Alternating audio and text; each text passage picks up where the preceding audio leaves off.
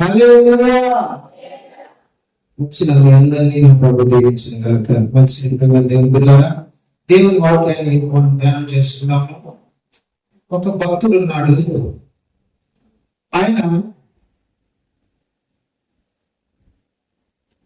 ఒక దేశానికి దాసునిగా లేదంటే బానిసగా ఒక దేశానికి తేబడ్డాడు. ఒక గుంపు వచ్చింది. ఆ గుంపులో ఒక వ్యక్తి తను బానిసగా ఆ దేశానికి వచ్చాడు. అయితే దేవుడి మీద నమ్మకస్తుడు, దేవుడు అంటే బాగా విశ్వాసము, మంచి ప్రార్థనా పరుడు, ఎక్కడ లేని భక్తి ఇతనికి దేవుడి మీద ఉంది. దేవుడు అతనిని అంచెలంచెలుగా ఆశీర్వదిస్తా వస్తున్నాడు. ఇతను వచ్చిన ఈ దేశాన్ని ఇంకొక రాజ్యం, ఆ రాజ్యం మీద దండెత్తి వచ్చి ఆ రాజ్యాన్ని జయించింది. ఆ రాజ్యం మీద ఇంకొక రాజు అయ్యాడు. ఈ భక్తులు మటుకు మారడంలా, ఈ భక్తులు మటుకు ఈ రాజ్యంలో ఇట్లే ఉన్నాడు. ఎందుకంటే ఆ భక్తుడు ఎక్కడున్నా సరే ఆ రాజుకి ఇష్టమే, ఆ రాజులకు ఇష్టమే. ఎంతమంది రాజులు మారనిలే, ఎన్ని రాజ్యాలు మారని, కానీ ఈ భక్తుడు మటుకు మారడు. ఎందుకంటే రాజులందరికి ఎంతో నచ్చిన వాడు, అనుకూలమైన వాడు ఇతడు. Praise the lord. హల్లెలూయా. ఎంతో అనుకూలమైన వ్యక్తి. రాజు కానీ అక్కడున్న వాళ్ళకి కానీ చాలా అనుకూలంగా ఉంటాడు.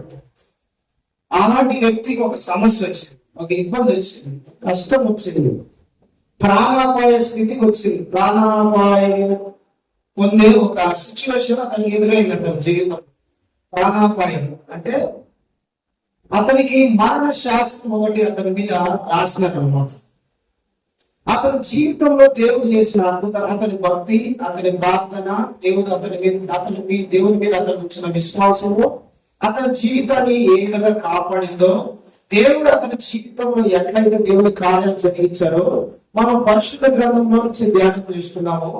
మరణకరమైన ఒక శాసనము, ఇతని చంపాలని ఒక శాసనం రాయబడింది. దేవుడు ఆ శాసనంలో నుండి ఏ విధంగా అతన్ని తప్పించాడో మనము జ్ఞాపకం చేసుకుందాం. ప్రియమైన దేవుని బిడ్డలారా, దానియేలు గ్రంథము ఒకసారి దానియేలు గ్రంథం 6వ అధ్యాయము 22వ వచనాన్ని చదవాలని నేను తెలియజేస్తున్నాను. నేను నా దేవుని దృష్టికి నిర్దోషినిగా కనపడితిని గనుక ఆయన తన దూతను పంపించి సింహములు నన్ను ఏ హాని చేయకుండా వాటి నోళ్ళు మూయించెను. చాలండి, దేవునికి స్తోత్రం. హల్లెలూయా. చూడండి ప్రియమైన దేవుని బిడ్డలారా, ఈ భక్తుని జీవితంలో దేవుడు చేసిన కార్యం, ఈ భక్తుని జీవితంలో దేవుడు చేసిన అద్భుతం, ఈ భక్తుని జీవితంలో దేవుడు చేసిన మేలు. సింహము కోలులో ఇతన్ని వేసినాడు. ఆ సింహానంట ఇతని వైపు కనీసం నోరు కూడా తెలిసి ఆవలించను కూడా ఆవలించలే, గాంధించలే. సైలెంట్ గా పిల్లలు కూర్చున్నట్టు కూర్చోలే సింహాలు. దేవుడు తన దూతలను ఆ సింహాల దగ్గరికి పంపించి వాటి నోళ్లను మూయించాడు. సింహాల ఎదురు ఒక మనిషి ఉంటే ఎట్లుంటా చెప్పండి. ఒక సింహం శబ్దం అవతల వినపడిందంటే ఇతర ఆయన గేట్ వేసే ముందు తొందరగా చూసుకుంటా ఉంటాం. బతుకుతాం లేకపోతే తర్వాత ముందు గేట్ వేసేయండి అంటాం కదా. సింహం సౌండ్ వినపడి పక్కన ఎవరైనా వినపడిందంటే, గాంధీంచిందంటే, ఒకసారి గట్టిగా కేక్ వేసిందంటే అయిపోయాయి. హార్ట్ అటాక్ ఉండే వాళ్ళు సగం చచ్చిపోతారు. అట్లాంటిది ఈ వ్యక్తిని తీసుకుని ఒక సింహాల క్రోధం పడేశారు. అవి బాగా ఆక్రమితున్నాయి. దగ్గర ఇంచుమించు ఇక్కడ రాయబడ్డదని చాలా సింహాలు ఉన్నాయి. ఒక 20 నుంచి 30 అనుకోండి. 30 సింహాలు ఉండే క్రోధం పడేస్తే ఆ సింహాలంట అతనికి ఏ హాని చేయకోకుండా మౌనంగా ఉండిపోయాయి. ఎందుకంటే దేవుడు తన దూతలు ఆ సింహాల దగ్గరికి పంపించి, నా భక్తుడు సింహం గృహంలో ఉన్నాడు, అతనికి ఏ హాని చేయకోకుండా ఆ సింహం నోరును మూయకుండే అంటనే సైలెంట్ గా నోరులన్నీ మూసుకొని ఉన్నాయి. దేవునికి స్తోత్రం. హల్లెలూయా. అంత అద్భుతము అతని జీవితంలో జరగడానికి అతను సాక్ష్యం చెప్తాడు. ఏమంటే, నేను నా దేవుని దృష్టికి ఎట్లున్నానంట నిర్దోషిగా ఉన్నా, నా దేవుని దేవుడిని చూసినప్పుడు నా మీద ఏ దోషం నా దేవుని కనపడా. నా దేవుడు నన్ను చూసినప్పుడు నాలో ఏ తప్పు అనేది కనపడలా. నా దేవుడు నన్ను చూసినప్పుడు నాలో ఏ పొరపాటైనా కనపడలా. హల్లెలూయా. దావీదు ప్రార్థన చేస్తాడు, ప్రభువా నన్ను పరీక్షించు, పరిశోధించు, నేను నాలో ఆయాసకరమైనది ఏదైనా ఉంటే అది నాకు తెలియజేయ ప్రభా. నన్ను పరీక్షించయ్యా, నన్ను పరిశోధించే ఒక దమ్మున్న ప్రార్థన అది. నన్ను పరీక్షించు ప్రభా, నన్ను పరిశోధించు ప్రభా. నాలో ఆయాసకరమైనది, నీకు నచ్చనిది, పనికిరానిది, నీకు ఇష్టం లేదు నాలో ఏమైనా ఉంటే నాకు చెప్పు ప్రభా. అలాగే దానిని కూడా రాసేందుకు నిలబడి మాట చెప్తారు, రాసా నేను నా దేవుని దృష్టికి నిర్దోషిగా కనపడుతున్నా. స్టేట్మెంట్ ఇస్తాను, నేను నా దేవుని దృష్టికి నిర్దోషంగా కనపడ్డానయ్యా. నా దేవుడు నా దగ్గర ఏ దోషం సుల్లా. నేను నా దేవుని దృష్టికి నీతిమంతుడిగా కనపడ్డా. హల్లెలూయా. ఏ దోషం నేను కనపడి ఎవరైనా చెప్పగలం ఈ మాట? నా దేవుని దృష్టికి నేను నిర్దోషిగా, ఏ దోషం నేను కనపడ్డాను కాబట్టి నా దేవుడు ఈ సింహపు నోళ్ళను మోయించి నా ప్రాణానికి ఏ హాని జరగకుండా ఈ రోజు ఆయన సజీవంగా నన్ను నిలబెట్టాడు. అలాంటి దమ్మున్న స్టేట్మెంట్ ప్రతి భక్తుడు చెప్పాలా. అలాంటి దమ్మున్న మాట ప్రతి విశ్వాస చెప్పాలా. నా దేవుని దృష్టికి నేను నిర్దోషిగా కనపడ్డాను కాబట్టి ఈ కీడు నుండి, ఈ అపాయం నుండి, పాపం నుండి, ఈ శాపం నుండి, దరిద్రం నుండి, ఈ మరణం నుండి, ఈ వ్యాధి నుండి, ఈ రోగం నుండి, నా దేవుని శ్రమ నుండి తప్పించాడు. ఎందుకంటే నేను ఆయన దృష్టికి దోషము లేని వాణి అనేది కనపడ్డా కాబట్టే నన్ను దేవుడు తప్పించాడు. Praise the lord. హల్లెలూయా. దేవుని దృష్టికి మాత్రమే కాదు, దానియేలు మనుషుల దృష్టికి కూడా ఏ దోషం లేని వాడిగా ఉంటాడు. తనను తాను అట్లా తయారు చేసుకుంటాడు అనమాట. మనుషుల దృష్టి, దేవుని దృష్టికి మాత్రమే కాదు, మనుషుల దృష్టిలో కూడా అతను నిర్దోషము గాని, అంటే ఏ దోషం లేని వ్యక్తిగా ఉంటాడు. పౌలు ఒక మాట రాస్తాడు, 25వ అధ్యాయం అపొస్తలుల కార్యంలో చెప్తాడు, నేను నా దేవుని దృష్టి ఎదుట, మనుషుల దృష్టి ఎదుట నిర్దోషంగా ఉండడానికి నన్ను నేను సాధనం చేస్తున్నాను అంటాడు. హల్లెలూయా. దేవుని ఎదుట, మనుషులు ఎదుట. ఒకసారి ఆ మాట చదువుతారా? అపొస్తలుల కార్యాల గ్రంథము 25వ అధ్యాయము, 25వ అధ్యాయము, సారీ 24 పదాలు చదవండి. 24 అపొస్తలుల కార్యాల గ్రంథం 24:16. ఈ విధమైన నేను దేవుని ఎడలను, మనుషుల ఎడలను ఎల్లప్పుడు నా మనస్సాక్షి నిర్దోషమైనదిగా ఉన్నట్లు ఏం చేస్తున్నాడు? ప్రాక్టీస్. ఏం చేస్తున్నాడు? ప్రాక్టీస్ చేస్తున్నాడు. ఎట్లుండాలని? నిర్దోషంగా ఉండాలని. దేవుని ఎదుట, మనుషుల ఎదుట. మనుషుల ఎదుట నిర్దోషంగా ఉండాలని, మళ్ళా దేవుని ఎదుట దోషంగా ఉండడం కాదు. అట్లా దేవుని ఎదుట నిర్దోషంగా ఉన్నాడు, మనుషుల ఎదుట కూడా నిర్దోషంగా ఉన్నాడు. ఏ దోషము కూడా, ఏ తప్పు, ఏ పొరపాటు, ఏ లోపం లేని వాడిగా దేవుని ఎదుట, మనుషుల ఎదుట తాను ఉండడానికి తన మనస్సాక్షిని ప్రతి రోజు ట్రైన్ చేసుకుంటాడు, ప్రాక్టీస్ చేస్తున్నాడు. హల్లెలూయా. ప్రియమైన దేవుని బిడ్డలారా, మనం దేవుని దృష్టికి ఎట్లా కనపడాలా? నిర్దోషి, ఏ దోషం లేని వాళ్ళగా కనపడాలనుకుంటాం. ఏ దోషం లేని వ్యక్తులుగా మనం దేవుని ఎదుట నిలబడినప్పుడు కనపడాలి.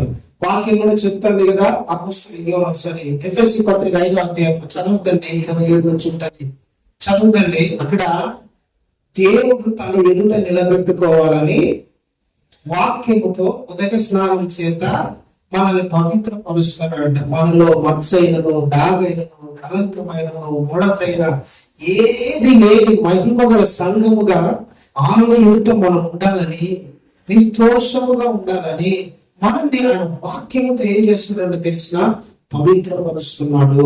అందుకని మనం వాక్యం ఎందుకు వినాలా, వాక్యం ఎందుకు చదవాలా, వాక్యం ఎందుకు ధ్యానించాలంటే మనలో ఏ దోషం లేకుండా దేవుని వాక్యం మనల్ని సరి చేస్తుంది. మన మీద ఏ తప్పిదం లేకుండా, మనలో ఏ లోపం లేకుండా, మనలో ఏ పాపం లేకుండా, దేవునికి నచ్చనిది ఏది మనలో కనపడకుండా మనల్ని సరి చేసేది ఏంటంటే దేవుని వాక్యమే.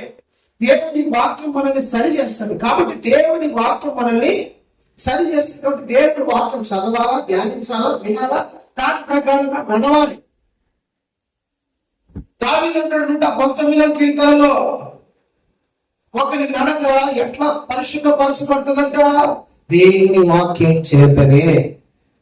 ఒకరి నడక, ఒకరి ఆలోచనలు, ఒకరి మనస్సు, ఒకరి ఊహలు, ఒక తలంపులు, ఒకరి ప్రవర్తన, ఇవన్నీ కూడా దేవుని వాక్యముతో సరి చేయబడతాయి. అందుకని దేవుని వాక్యం ఏం చేయాలంటే ప్రతిరోజు చదవాలా, ధ్యానించాలా, దాని మనసులో నెమరు వేసుకుంటాడా. అది కఠినమైన వాక్యమైనా సరే దాని ప్రకారంగా నడవడానికి మనకి మనము అభ్యాసం చేసుకోవాలి. దానియేలు దేవుని దృష్టికి నిర్దోషిగా కనబడుతున్నాడు. కాబట్టి దేవుడు సింహపు నోల నుంచి ఆ వ్యక్తిని తప్పించాడు. దేవునికి స్తోత్రం, హల్లెలూయా, ప్రైజ్ ది లార్డ్. మాదియా అనే సామ్రాజ్యంలో దర్యావేషు అనే రాజు దగ్గర రాజు కొంతమందిని ఎన్నుకున్న కొత్తగా రాజు అయినాడు. ఎవరు? ఈ దర్యావేషు. మాదియా పారసిక 2 సామ్రాజ్యాలు కలగలిపి రాజ్యాన్ని చేస్తున్నాయి. అంటే మన భారతదేశం కూడా మాదియా పారసిక రాజ్యం కింద ఒక ఏమంటారు సంస్థానం కింద ఉండింది. దీన్ని కూడా పారసిక సామ్రాజ్యం పరిపాలించింది భారతదేశాన్ని. ఆ మాదియా రాజు పక్కన ఒక అధిపతిగా ఉన్నాడు. చదవండి దానియేలు గ్రంథము 6వ అధ్యాయము అది 2వ వచనం చదవన్నాను. తన రాజ్యమంతటి పైన అధిపతులుగా ఉండుటకై 120 చదువు. తన రాజ్యమంతటి పైన అధిపతులుగా ఉండుటకై 120 అధిపతులను నియమించుటకు దర్యావేషునకు ఇష్టమాయను. వారి పైన 3 ప్రధానులుగా నియమించి 120 మంది అధిపతులుగా ఉన్నారు. వాళ్ళ పైన 3 ప్రధానులుగా మినిస్టర్స్, ప్రధానులుగా 3 నియమించినట్ట. ఆ 3లో ఒకడు దానియేలు. అంటే రాజ్యములో రాజు తర్వాత ఒక 3వ వాడు, 2వ వాడు అయ్యొచ్చు. అంత స్థాయి కలిగిన వాడు. అంటే అలాంటి క్యాపబిలిటీ ఉంది దానియేలుకు, అలాంటి జ్ఞానం ఉంది, అలాంటి తెలివి ఉంది, అలాంటి బుద్ధి ఉంది. దేవుని వాక్యంలోనే రాయబడుతుంది. అతి శ్రేష్టమైన బుద్ధి గలవాడంట. ఎలాంటి వాడు దానియేలు? శ్రేష్టమైన బుద్ధి, అతి శ్రేష్టమైన బుద్ధి గలవాడు, అధిపతులలో ప్రఖ్యాతి పొందిన వాడు. దేవునికి స్తోత్రం. ఇక్కడ మీరందరూ కూడా మీ పిల్లలు, మీరు, మీ కుటుంబాలు ఎలా ఉండాలంటే తెలుసా? జ్ఞానము విషయంలో శ్రేష్ఠులుగా ఉండాలి. జ్ఞానముగా ఆలోచించాలి, జ్ఞానముగా మాట్లాడాలి, జ్ఞానముగా కుటుంబాలను ఏలాల, జ్ఞానముగా మీ పిల్లలను చదివించాలా, జ్ఞానముగా మీ పిల్లలను పెంచాలా, జ్ఞానముగా మీ పిల్లలని మీరు లోపరుచుకోవాలా, జ్ఞానముగా మీ పిల్లల నడవడికను సరి చేస్తారా. అందుకనే దేవుని వాక్యం చెప్తాను ప్రేమిట్లారా, దానియేలు అతి శ్రేష్టమైన బుద్ధి గలవాడు, జ్ఞానం గలవాడు. మనకు మీరందరికీ ఇక్కడున్న ప్రతి ఒక్కరి ఎలాంటి జ్ఞానము, ఎలాంటి బుద్ధి ఉండాలంట? శ్రేష్టమైన బుద్ధి. హల్లెలూయా. ప్రతి ఒక్కరి ప్రార్థన చేయాలి. ఏమని తెలిసినా? జ్ఞానాన్ని ప్రభా, బుద్ధిని ప్రభా. ఏమని ప్రార్థన చేయాలా? జ్ఞానాన్ని, బుద్ధిని ప్రభా. బుద్ధి జ్ఞానమును నీ సంపదలు నీ కుప్పట్లో ఉన్నాయి, నీ వశంలో ఉన్నాయి. అది కాలేజీలో దొరకదు, స్కూల్లో దొరకదు, మోటివేషన్ క్లాసుల్లో దొరకదు, పుస్తకాలలో దొరకవు. అది నీ దగ్గర ఉన్నాయి. శ్రేష్టమైన బుద్ధి, శ్రేష్టమైన జ్ఞానం నాకు కావాలి. ఎట్లా మాట్లాడాలో నా బుద్ధిని, జ్ఞానాన్ని ఎట్లా మాట్లాడాలో, ఎలా సరి చేయాలో, ఎట్లా నడిపించాలో, కుటుంబాన్ని ఏ విధంగా నేను కట్టుకోవాలో, కుటుంబాన్ని నేను ఏ విధంగా సరి చేయాలో, పిల్లల్ని నేను ఏ విధంగా పెంచాలో, పిల్లల్ని నేను ఏ విధంగా వాళ్ళను తయారు చేయాలో, నాకు పరలోక సంబంధమైన బుద్ధి, జ్ఞానాన్ని ప్రభావాన్ని ప్రార్థన చేయాలి. దేవునికి స్తోత్రం. హల్లెలూయా. సామెతల గ్రంథం అంతా ఏముంటుంది చెప్పండి? సామెతల గ్రంథం అంతా ఒకటే మాట హైలైట్ అవుతా ఉంటది. రెండు హైలైట్ అవుతా అంటే దాంట్లో ఒక మాట హైలైట్ ఏంటి చెప్పండి? జ్ఞానము. జ్ఞానము ఘోషించుచున్నది, సంత విధుల కేకలు వేయించున్నది. తర్వాత భక్తి అనే మాట కూడా ఎక్కువగా వినపడుతుంది. జ్ఞానము అనే మాట, బుద్ధి అనే మాట, జ్ఞానవంతురాలు, జ్ఞానవంతుడు కదా అనే మాట వినపడుతూ ఉంటది. మనకు భక్తులు, దేవుని పిల్లలు జ్ఞానంతో నడవాల. మాట్లాడేటప్పుడు కూడా జ్ఞానంగా మాట్లాడాలి, బుద్ధితో మాట్లాడాలి, తెలివితో మాట్లాడాలి, వివేచనతో మాట్లాడాలి. ఎదుటి వారు క్షేమాభివృద్ధికరంగా మనం మాట్లాడాలంటే మనకు జ్ఞానం ఉండాలి కదా, బుద్ధి ఉండాలి కదా. బుద్ధి ఉండాలి అక్కడ మాట్లాడడానికి ఎంత కదా, బుద్ధి ఉండాలి నీకు పెంచడానికి ఎట్లా? నీకు బుద్ధి ఉండాలి ముందు అక్కడ పెంచడానికి అంటారు. బుద్ధి లేదు కాబట్టి గంగం మనం లేదు, బుద్ధి లేదు కాబట్టి ఇల్లట్లు ఉంది, బుద్ధి లేదు కాబట్టి అట్లా అవుతున్నారు. అందుకనే శ్రేష్టమైన బుద్ధి నాకు హల్లెలూయా. థామస్ అల్వా ఎడిసన్ వాళ్ళ తల్లి ఇట్లా ప్రార్థన చేసేది, నా కుమారుని నేను జ్ఞానముతో పెంచగలిగిన జ్ఞానాన్ని ప్రార్థన చేశాడు. అందుకని థామస్ అల్వా ఎడిసన్ ప్రపంచాన్ని వెలిగించాడు. థామస్ అల్వా ఎడిసన్ ప్రపంచంలో చీకటిని పాల్గొనడానికి అతను సాధనంగా దేవుడు అతను వాడుకున్నాడు.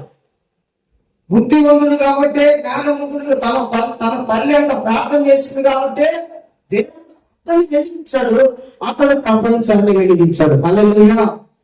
ప్రియమైన దేవుని బిడ్డలారా, మీరు దేవుని దగ్గర జ్ఞానం పొందుకుంటే, దేవుని దగ్గర బుద్ధి పొందుకుంటే, దేవుడు మిమ్మల్ని ఎక్కడ నిలబడతారు తెలిసినా? రాజుల ఎదుట నిలబడతారు, మంత్రుల పక్కన నిలబడతారు, కలెక్టర్ పక్కన కూర్చుంటారు, గొప్ప గొప్ప అధికార స్థాయిలో దేవుడు మిమ్మల్ని నిలబెడతాడు,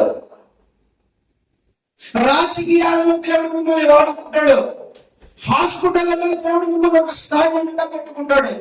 ఆ బుద్ధి రావాలని మనం ప్రార్థన చేయాలి. ప్రభా, పరలోక సంబంధమైన జ్ఞానము, పరలోక సంబంధమైన బుద్ధి నాకు కావాలి.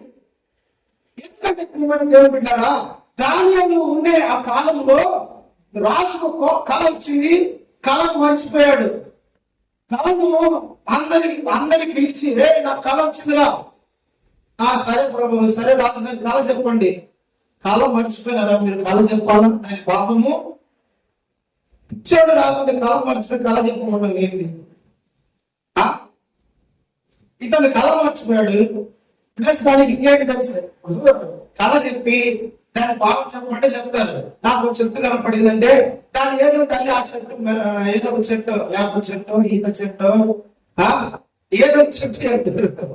అది ఏం చెప్పలేదు కదా. కళ చెప్పాలంట, కళ భావం చెప్పాలంట. చెప్పకోకుంటే పలా తేదీ కంటే మీరు అందరిని చంపుతా అన్నాడు. అందరిని చంపుతానేసరికి అందరు గాబరా పడిపోయి మనకు భయంతో ఉన్నప్పుడు ఇతను శ్రేష్టమైన జ్ఞానం గలవాడు కాబట్టి ప్రార్థనలో ఉపయోగించున్నాడు. హల్లెలూయా. శ్రేష్టమైన జ్ఞానం గలవాడు కాబట్టి, పరలోకమైన జ్ఞానం ఉంది కాబట్టి దేవుని సన్నిధిలో కూర్చున్నాడు. ఇంకో మాట చెప్పమంటారా? భూమి మీద గొప్ప జ్ఞానవంతుడు ఎవరంటే మీరేం చెప్తారు చెప్పండి? గొప్ప జ్ఞానం, బైబిల్ చదివిన వాళ్ళు భూమి మీద గొప్ప జ్ఞానవంతుడు ఎవరంటే ఎవరి పేరు చెప్తారు చెప్పండి? గట్టిగా బాగా గట్టిగా చెప్పండి. సొలొమోనేనా? కానీ బైబిల్ సొలొమోను గురించి చెప్పాల. దానియేలు. ఎవరు?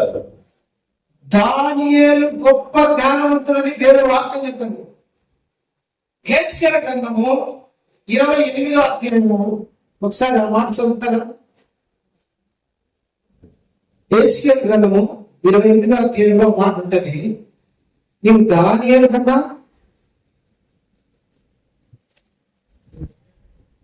ఎలా వచ్చింది? 28 ఉండాలి. 28 చదవన్నారా? చదువు. అక్కడ నీవు దానియేలు కంటే జ్ఞానవంతుడవు అంటే ఇక్కడ రాయబడింది ఎవరి గురించి? సైతాను గారి గురించి. సాతాను గారి గురించి అధ్యాయం అంతా. అయితే సాతాను జ్ఞానంలో ఎవరితో పోలుస్తున్నాడు? ఈక్వల్ టు దానియలు. ఎందుకంటే జ్ఞానవంతుడు. భూమి మీద గొప్ప జ్ఞానవంతుడు ఎవరంటే దానియేలు. హల్లెలూయా. భూమి మీద జ్ఞానవంతుడు ఎవరై అంటే యేసు ప్రభుని, దేవుని జ్ఞానం దాంతో మనం పోల్చడంలా. మనుష్యుల జ్ఞానములో జ్ఞానవంతుడు ఎవరు భూమి మీద అంటే దానియేలే. అతి శ్రేష్టమైన జ్ఞానం గలవాడు, బుద్ధి గలవాడు. సాతాను గాని ఎవరితో పోలుస్తున్నాడు? దానియేలు. సైతానా, నువ్వు దానియేలు కంటే జ్ఞానవంతుడు రా. పాపము నీలో కనపడినంత వరకు ఆ జ్ఞానమంతా పోయింది. ఇప్పుడు బుద్ధి పోయింది. నీ బుద్ధి పనికి మారిన బుద్ధి అయిపోయింది. నీ జ్ఞానం పనికి మారింది అయిపోయింది. మనుషులను నాశనం చేయడానికి, తప్పుడుగా ఎత్తుకోవడానికి నీ జ్ఞానం ఉపయోగించుకుంటున్నావు. కానీ దానియేలు జ్ఞానం ఎలా ఉపయోగించుకుంటానంటే మనుషులను బ్రతికించడానికి. హల్లెలూయా. మరణము నుండి ప్రజలను విడిపించడానికి, మరణ శాసనము కొట్టివేయడానికి దేవుని జ్ఞానమును ఉపయోగించుకుంటున్నాడు దానియేలు. అలాంటి జ్ఞానం మీ అందరికీ దేవుడు ఇచ్చునుగాక. అలాంటి జ్ఞానంతో నింపునుగాక. ఆమేన్. హల్లెలూయా. అంత జ్ఞానవంతవాడు, అంత శ్రేష్టమైన బుద్ధి గలవాడు, ప్రఖ్యాతి గలవాడు, మంచి పేరు గలవాడు. ఎవరు చెప్పినా చెప్తారు ఆ దేశంలో, ఆ సామ్రాజ్యంలో దానియేలు ఉంటాడని. మంచి జ్ఞానవంతుడు. బెల్షాజర్ అంటే ఒక రాజు. బెల్షాజర్ అనే ఒక రాజు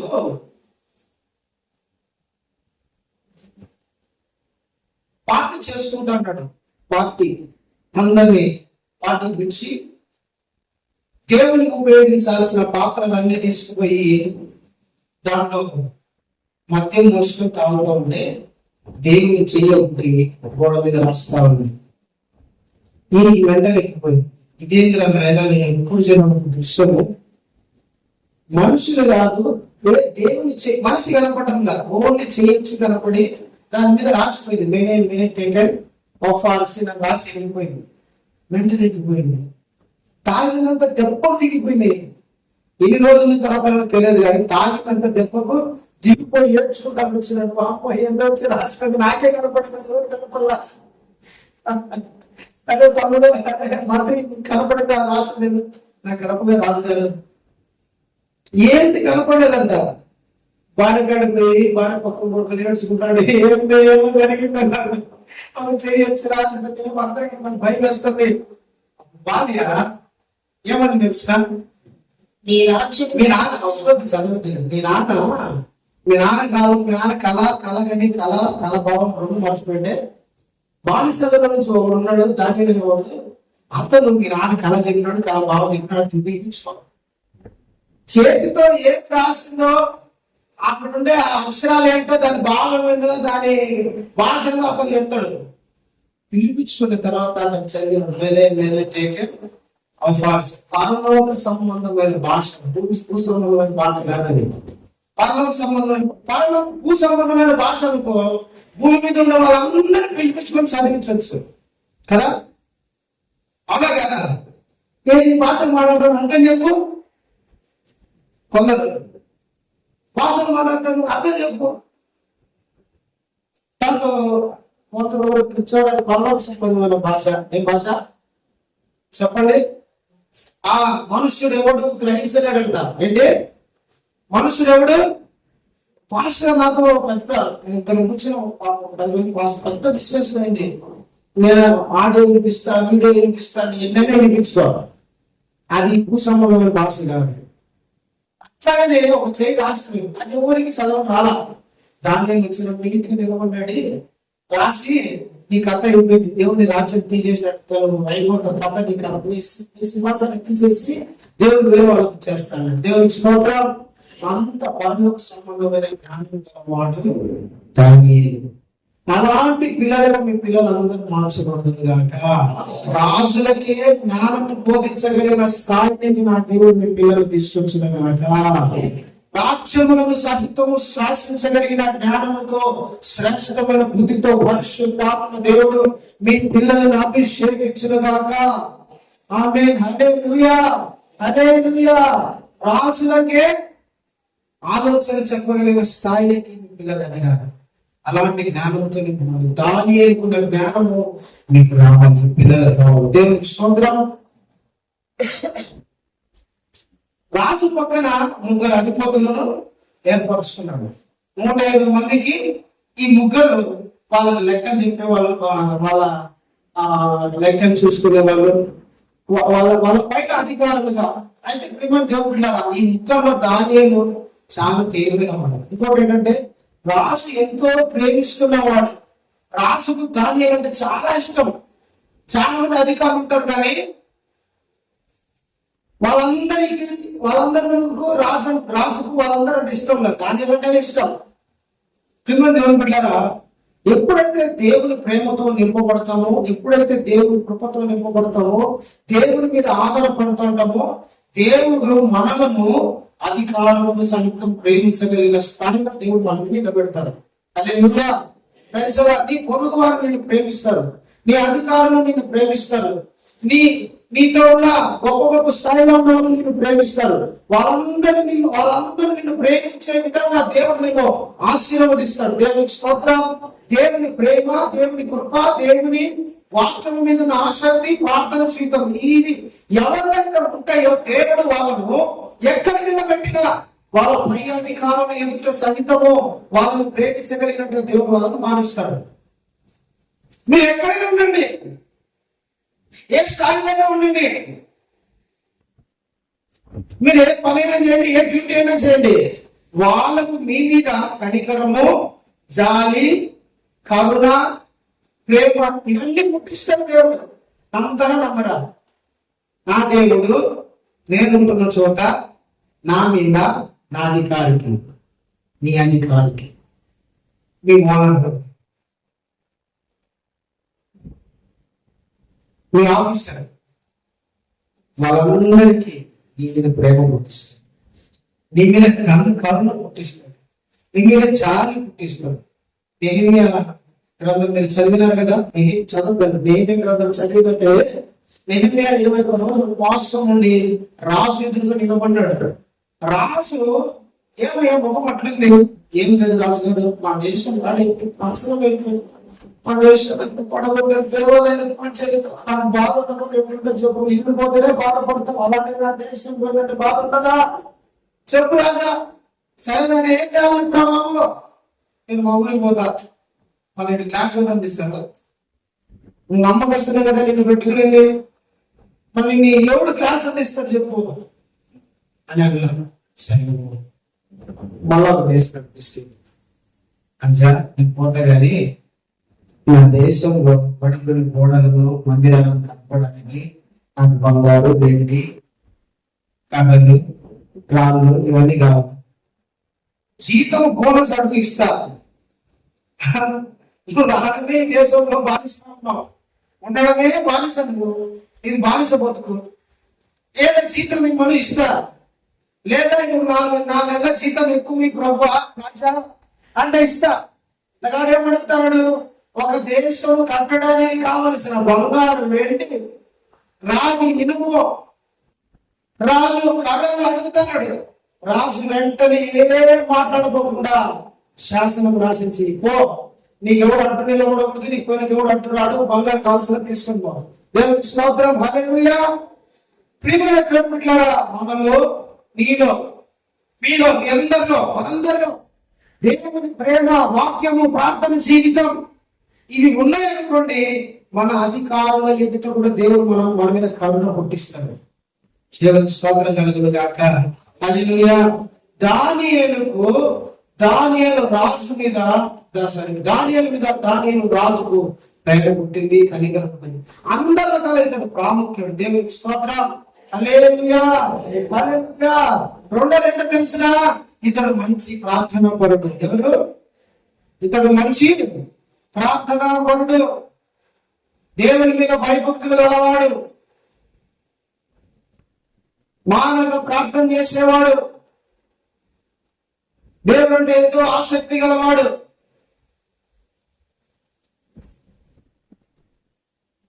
వాక్యం చదివితే అక్కడ రాయబడి ఉంటది, దానియేలు నమ్మకస్తుడు, నిరపరాధి. చదువు మాట ఒకసారి దానియేలు గ్రంథము 2వ వచనం ఒకసారి చదువు. 6వ అధ్యాయం. అందుకు ప్రధానులు అది కాదు కదా, అధిపతులు నాలుగు చదువు. అందుకు ప్రధానులు అధిపతులు రాజ్య పాలన విషయంలో దానియేలు మీద ఏదైనాను ఒక నింద మోపవాలని ఉండి తగిన హేతువు కనిపెట్టుచుండిరి గాని. చూడండి, దానియేలు అంట వాడు నమ్మకస్తుడు. తర్వాత ఏ నేరమైనను ఏ తప్పిదమైనను చేయువాడు కాడు కనుక దానియేలు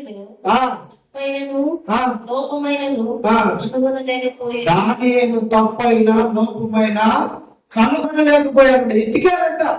వీడు తినేటప్పుడు తప్పు చేస్తాడా, నడిచేటప్పుడు తప్పు చేస్తాడా, పడుకునేటప్పుడా, మాట్లాడేటప్పుడా, ప్రవర్తించేటప్పుడా, ఏ విషయంలో ఇతడు తప్పు చేస్తాడా అని దాని మీద కనిపెట్టుకోకున్నారంట కొంతమంది. ఏదైనా కన్నా లోపం కనపడుతుందేమో, రహస్యంగా ఒక్కడున్నప్పుడు దాక్కోన్నప్పుడు పోయి కిటికీలలో కూడా చూస్తారు కొంతమంది. అబ్బా ఇతను మందిరంలో ప్రవర్తించినట్టు ఇంట్లో కూడా ప్రవర్తిస్తాడా, ఆఫీస్ లో ప్రవర్తిస్తాడా, కనిపెట్టాలు ఉంటారు కదా, కనిపెట్టాలు ఉంటారా లేదా, ఇతని మీద తప్పు మోపాలనుకున్నాడు. మోపాలనుకున్నప్పుడు ఇక భూతాంతం పెట్టి పరీక్షిస్తాడు. తప్పులు వెతకాలంటే భూతాంతం పెడతాడు. మన భూతత్వం అవసరం ఇక చూస్తే చాలా అర్థమైంది. ప్రేమ దేవుడు దానియేలులో భూతత్వం పెట్టి వెతికినాడు. మాటలు గాని, ప్రవర్తనలు గాని, చూపులు గాని, ఒంటరితనంలో గాని, అతడు డబ్బు విషయం ఎక్కడ కూడా అతడు తప్పు చేసినట్టు కనుక్కోలేకపోయాడు. దేవునికి మహిమ కలుగును గాక, దేవునికి స్తోత్రం కలుగును గాక. హల్లెలూయా, హల్లెలూయా. ప్రేమ దేవుని బిడ్డలారా, అంత నమ్మకస్తుడిగా ఉన్నాడు. రాజు మాట వినడం లేదా, వింటాడు. రాజు చెప్పిని చేయడం లేదా, చేస్తున్నాడు. ఇతని పనిలో ఏదైనా నమ్మకం లేదా, నమ్మకస్తుడిగా ఉన్నాడు. తప్పు ఎంతలో కూడా అతని లోపం కనుక్కోలేకపోతాడు, తప్పు కనుక్కోలేకపోతున్నాడు. దేవుడు వాక్యం రాయబడింది. ఫిలిప్పీ పత్రిక 2:13 రాయబడ్డది.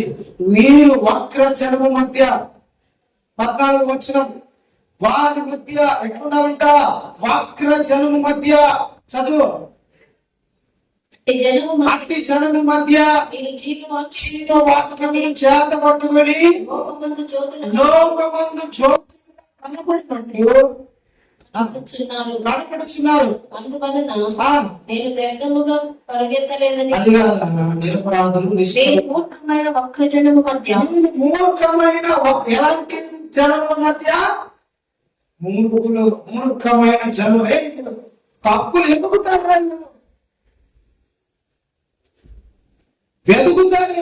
అలాంటి ప్రజల మధ్య, మూర్ఖుల మధ్య, నిరపరాధులు, నిష్కలంకులు, ఆనందీయులై దేవుని కుమారులకున్నట్లు సనుగుణ సంశయితులు మాది సమస్త కార్యములను చేయండి. హల్లెలూయా. లోకస్తుల మధ్య, వక్ర జనుల మధ్య, ఇప్పుడు తప్పులు పట్టే వాళ్ళ మధ్య, లోపాలు ఎంచే వాళ్ళ మధ్య ఎట్లున్నారంట, నిరపరాధులుగా ఉండాలంట, నిష్కలంకులుగా ఉండాలంట, ఆనందీయులుగా ఉండాలంట. ఎన్నిసార్లు పరీక్షించుకొని అప్పుడు మనం లోపల కనపడకూడదు. బంగారు ఎంత పరీక్షించకొద్ది, ఎన్నిసార్లు పరీక్షించకొద్ది అంత రేటు పెరుగుతుంది, దానికి విలువ పెరుగుతుంది, మెరుగు పెరుగుతుంది దానికి. మనల్ని కూడా పరీక్షించకొద్ది అలాగే ఏ లోపల కనపడదు. అనిందిలుగా ఉన్నారయ్యా, నిరపరాధులుగా ఉన్నారయ్యా, మత్స కనపడడం లేదా ఇళ్ళలో అనేటట్లుగా దేవుడు మనల్ని మార్చుగాక, మనం అలా మారిపోదుము గాక. ఏ తప్పు కనుక్కోలేనంత పర్ఫెక్ట్ గా దానిలో ఉన్నాడండి. దేవుడిలో దేవుడు కనుక్కోలా, దేవుడి దగ్గర ఇతను దేవుడికి చెప్పుకుంటాడు. తర్వాత మనుషులు ఇతని గురించి సాక్ష్యం చెప్తున్నారు. మనం ఉంటున్న ఇంట్లో కానీ, వీధిలో కానీ, సమాజంలో కానీ, వ్యాపారంలో కానీ, ఉద్యోగాల్లో కానీ, ఆఫీసులలో కానీ, సంఘంలో కానీ, ఎక్కడ కూడా మన మీద తప్పు మోపనంతగా మనము నిరపరాధంగా కనపడాలి. దేవునికి స్తోత్రం, హల్లెలూయా. ఎక్కడ ఏ విషయంలో కూడా మనలో తప్పు కనుక్కోకూడదు, తప్పు పంచుకోకూడదు అని కాదు, అంటే మనం చేయకూడదని అర్థం. మనలో ఏ లోపం కూడా కనపడినంత పర్ఫెక్ట్ ఉంటారా అంటారు కొంతమంది. అంత పర్ఫెక్ట్ ఉంటారన్నా దేవుడి బిడ్డలు అయితే ఉంటారు. దేవుడి బిడ్డలు అయితే ఆ దేవుడి కుమారులు ఉంటారని వాక్యం చెప్పింది. ఇప్పుడు రాబట్టింది కదా ఫిలిప్పీ పత్రిక 2:14 నీతిమంతుడు ఎవడు ఉంటాడయ్యా? మరి దేవుడు నీతిమంతులుగా మార్చితే నీతిమంతులుగా ఉండాలని లేదంటే ప్రభు యథా రాజ తదా ప్రజ ఓడమన్నంత వరకు ఓడమల్లన్న ఓడతానే ఓడి మల్లన్న అన్నట్ట ఓడమన్నంత వరకు అన్నా నువ్వు లేకపోతే నా బతుకులేదు అంటారంట. దిగుతానే కూడా అంటారు సార్. చూసి తక్కువ మా రాత ఈత రావాలనుకునేవా ఏదో అన్నావు పోయింటే ఈత ఆడుకుంటే వచ్చి రోడ్డు మీద పడినావు మాకు తెలుసు కదా ఆయన. అట్లుండే ఉందంట దేవుడు బిడ్డారా. మనం ఎట్లుండాలంటే దేవుడు మనల్ని నీతిమంతులుగా మార్చాడు కాబట్టి మనం నీతిమంతులుగా ఉండాలి. మనలో దేవుడు తప్పిదములను పొరపాట్లను అన్ని సరి చేశాడు. జాయింట్లన్నిటినీ స్క్రూలన్నిటినీ కరెక్ట్ గా ఫిట్ చేసి బిగించి కుదిర్చి అమర్చి సెట్ చేసి పెట్టాడు. మనం ఇప్పుడు ఎట్టగని కూడా దేవునికి స్తోత్రం. హల్లెలూయా. Praise the lord. నీతిమంతుల మీదకి అనేక ఆపదలు వస్తాయి. నీతిమంతుల మీదకే వస్తాయి అనేకమైన ఆపదలు. అది వాటి నుండి తప్పించుకునేటట్టుగా దేవుడు నడిపిస్తుంది. హల్లెలూయా. ప్రియమైన దేవుని బిడ్డలారా, మనము లోకస్తులు ఎదుట ఎట్లా నిలబడాలంట? జ్యోతుల లాగా, నిరపరాధుల లాగా. ఒక ఆయన వాక్యం చెబుతాంటే జ్యోతుల లాగా మీరు మారాలి, జ్యోతుల లాగా మీరు మారాలంటే మన చర్చిలో జ్యోతి శిష్యులు వస్తుంది, ఆమెలాగా మనం చేరగొట్టుకోవాలి. జ్యోతులలాగా మీరు మారాలంటే జ్యోతులలాగా మారాలంటే జ్యోతిలాగా మారాలని కాదు, ఆకాశంలో కనపడే నక్షత్రములాగా కనపడాలని అర్థం. హల్లెలూయా. ఈ లోకంలో మనం అట్లా కనపడాలి, జ్యోతులలాగా ప్రకాశించాలి. ఏ మచ్చ ఏ పర్ఫెక్ట్ గా పరిశుద్ధ ఆత్మ దేవుడు మనల్ని సరిచేయుగాక. ఆత్మ దేవునికి మనం అప్పగించుకున్నాగాక. ఆమేన్. హల్లెలూయా. దేవునికి స్తోత్రం కలుగునుగా. ప్రియమైన దేవుని బిడ్డలారా, మనము నమ్మకంగా ఉన్నప్పుడు, మన పై అధికారి మనల్ని ప్రేమిస్తూ ఉన్నప్పుడు మనకు శత్రువులు తయారవుతారు. గుర్తు పెట్టుకోండి. మీరు ఒక చోట నమ్మకంగా ఉన్నారు, ఒక చోట మిమ్మల్ని ఎక్కువగా ప్రేమిస్తారని మీకు అనిపించింది, మీకు శత్రువు తయారవుతారు. వాస్తవం అది. దానియేలును రాజు ఎక్కువగా ప్రేమిస్తూ ఉన్నాడు. 120 మంది పైన ముఖ్య అధికారులు. ఇలా నమ్మకస్తుడు, జ్ఞానం గలవాడు, బుద్ధి గలవాడు ఎవరంటే దానియేలు. ఇప్పుడు దానియేలుని రాజు ఎక్కువగా ప్రేమిస్తున్నాడు. ఈయన ఈర్ష్య పుట్టింది, అసూయ పుట్టింది. అదే మేము దానియేలుతో ఈక్వల్ కదా, మేము దానియేలుతో సమానం కదా, మాకేం తక్కువ, సేమ్ అధికారము, సేమ్ కుర్చీ, సేమ్ అన్ని, సేమ్ జీతం అన్ని అంతే కదా, మరి మమ్మల్ని కూడా అదే స్థాయిలో గౌరవించాలి కదా. దానియేలుకి ఎందుకు అంత పేరు, దానియేలు ఎందుకు అంతగా ప్రేమించాలా? రాజు దగ్గర అడిగే దమ్ములు ఉండదు, అసూయ పడతాను అంటారు. కానీ దానియేలు ఆయన పండించుకోవడం, రాజు చెప్పిన పని, రాజు అప్పగించిన పని, రాజ్యంలో అతనికి ఇచ్చిన బాధ్యత అతను నెరవేర్చు. మనల్ని ఎవరు ఎన్నైనా అనుకోని, మీ ఆఫీసులో కానీ, మేము పనిచేస్తున్న చోట కానీ, లేదంటే ఎక్కడున్నా సరే నీ మీద అసూయ పడినా అసూయను పట్టించుకోవద్దండి, ఆ మాటలు పట్టించుకోవద్దండి. అవన్నీ పట్టించుకుంటే మీరు పని చేయడం, బతకడం తెలియదు కూడా. చిన్న మాట కూడా మీరు బాధపడాల్సి ఉంటది, అడగాల్సి ఉంటది. ఇవన్నీ మీరు పట్టించుకోవాలి. ఇదే మాట పట్టించుకోండి. నీ పని ఏంది, ఇచ్చిన బాధ్యత ఏంది, నువ్వు దేని కొరకు పిలువబడ్డావు, ఇదే నీ గురి ఉండాలా. వాళ్ళందరూ నీకు ఆయన అవసరంగా. చాలా మంది నువ్వు నమ్మకంగా పని చేసిన చోట నీ మీద రాళ్ళు వేయాలనుకుంటారు, నీకు విరోధంగా వేయాలనుకుంటారు, నీకు ఆపోజిట్ గా వేయాలనుకుంటారు చాలా మంది. వాళ్ళ మాటలన్నీ నువ్వు పట్టించుకుంటే నువ్వు ముందుకు పోలేవు. నీ ఆత్మీయ జీవితంలో, నీ కుటుంబ జీవితంలో, తర్వాత దైనందిన జీవితంలో నువ్వు ముందుకు పోలేవు. అవన్నీ వింటా ఉంటే నువ్వు ఎదగలేవు. వాటన్నిటినీ పట్టించుకోకూడదు. ఎలాన్ మస్క్ అనే ఒక వ్యక్తి, అమెజాన్ ఒక CEO, అతను చెప్పిన మాట ఏంటంటే, లోకంలో మనం మీదకి వచ్చే ప్రతి వ్యతిరేకమైన ఆ మాటను మనం పట్టించుకుంటే ఆవగింజంత కూడా ఎదగలేరంట. ప్రతి మాట పట్టించుకోకూడదండి. వాళ్ళు ఎన్నైనా అనుకుంటారు, మనం అవసరంగా మనం అవి విని విడిచిపెట్టే ఆయన లోపలికి పోయేంటేనే ప్రమాదం. లోపలికి పోకుండా చెవులోంచి మళ్ళా అంటే ఇచ్చింది దేవుడు. ఒక చెవితో వినపడతాయి ఒకసారి మూసుకో, చెవు మూసుకో, నా మాట వినపడతాయి తెలుస్తుంది. ఒక చెవితో వినపడదా? చెప్పండి. ఒక చెవితో వినపడుతుంది కదా. 2 చెవులు ఏం అవసరం లేదు, ఒక చెవి చాలు. ఒక చెవితో వినాలా, దీంతో విడిచిపెట్టాను. రెండింటితో మార్చేసుకున్నాను అంతే. హృదయం అన్నింటిగా పూర్వమైంది అయిపోతుంది.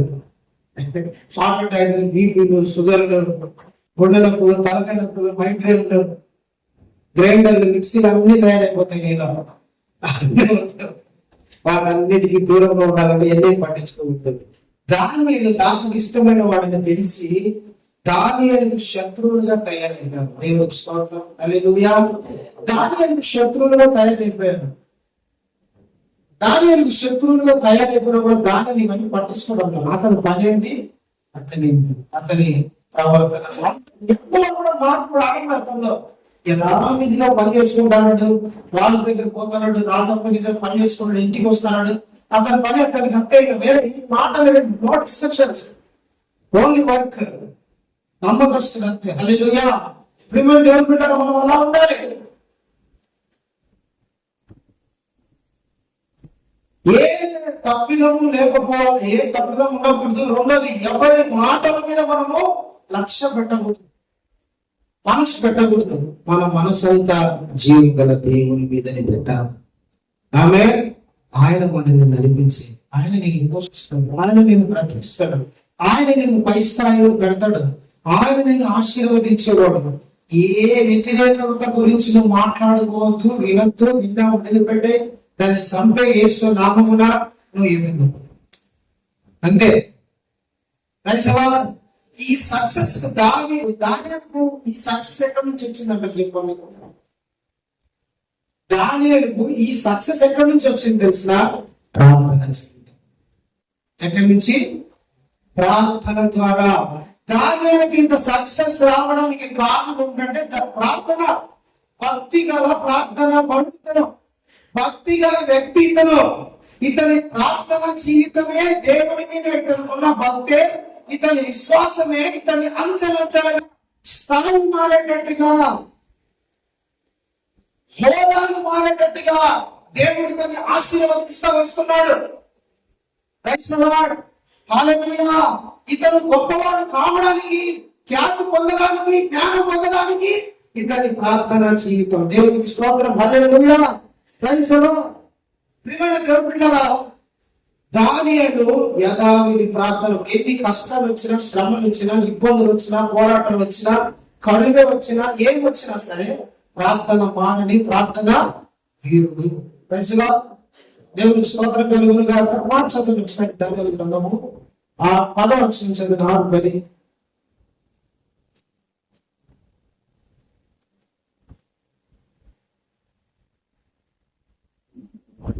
చదువు.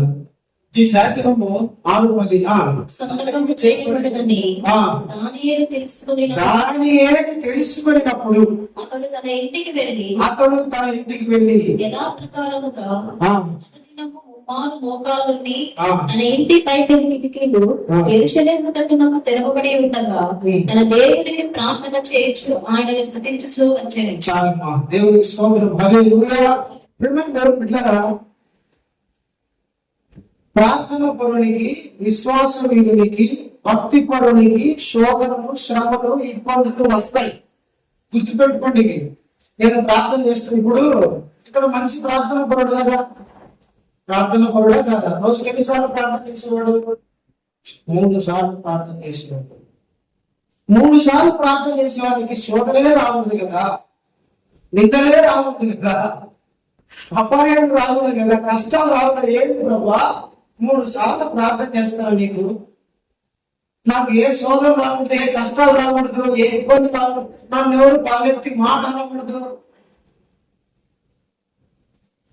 నాకు ఏ కష్టం రాకూడదు ప్రభా అని మనం అనుకుంటాం. నేను 3 సార్లు ప్రార్థన చేస్తున్నా కదా, నేను ప్రతిరోజు నమ్మకంగా ప్రార్థన చేస్తున్నా కదా, మన ప్రార్థన ఎందుకు కష్టాలు వస్తాయి? నేను ప్రార్థన చేసినా కూడా వాక్యం నుండి యాకోబు పత్రిక 1:2 మీ విశ్వాసమునకు కలుగు పరీక్ష ఓర్పు పుట్టించిందని ఎరిగి. ఏంటంట? మీ విశ్వాసమునకు కలుగు పరీక్ష. పరీక్ష వస్తుంది మీ విశ్వాసం, మీ ప్రార్థనకు, మీ భక్తికి, మీ ఆత్మీయ జీవితానికి పరీక్ష ఎదురవుతుంది. ఆత్మీయ జీవితానికి, మీ విశ్వాసాలకు, మీ ప్రార్థన జీవితానికి, మీ భక్తి జీవితానికి ఏమి ఎదురవుతుంది? పరీక్ష ఎదురవుతుంది. పరీక్షలకు నిలబడని భక్తి, పరీక్షలకు శోధనలకు నిలబడని ప్రార్థన, నిందలకు నిలబడని ఆత్మీయ జీవితం ఎన్ని కొట్టుకొని వెళ్ళిపోతాయి. దేవుడే పరీక్ష పెడతాడు, దేవుడే శోధనలకు అనుమతిస్తాడు, దేవుడే నిన్ను నిన్ను నిన్ను నిన్ను పరీక్ష పెడతాడు. పరీక్ష ఎందుకు పెడతారు చెప్పండి? నాశనం అయిపోవడానికా పరీక్షలు పెట్టేది? పరీక్ష ఎందుకు పెడతారు? ఒక టెస్ట్ పెడతారు ఎందుకు? చెడిపోవడానికా? నువ్వు ఉద్యోగం పాస్ గా ఉద్యోగం రావాలంటే పరీక్ష, 10th క్లాస్ లో పాస్ అవ్వాలంటే పరీక్ష, ఏదైనా కూడా ఒక పరీక్ష ఉంటది. స్థాయి మాట. హల్లెలూయా, ప్రైజ్ ది లార్డ్. దేవునికి స్తోత్రం కలుగును గాక. విశ్వాసులకు పరీక్షలు ఎదురవుతాయి, విశ్వాసులకు శోధనలు ఎదురవుతాయి, భక్తి పరులకు నిందలు ఎదురవుతాయి, ప్రార్థన పరులకు కష్టాలు ఎదురవుతాయి. ఇవన్నీ ఎదురవుతాయి. ఎదురైనప్పుడు సనుకోకుండా, నసుకోకుండా, లేకపోతే నిన్ను శపించుకోకుండా, లేదంటే దేవుడికి దూరం అవ్వకుండా నువ్వు నమ్మకంగా నిలబడినప్పుడే దేవుడు నీ జీవితంలో గొప్ప కార్యాలు చేస్తాడు. హల్లెలూయా. దేవుడు గొప్ప కార్యాలు చేయాలంటే నువ్వు పరీక్షకు నిలబడాలి. దానియేలు ముమ్మారు ప్రార్థన పరుడే, దేవుడికి తెలుసు.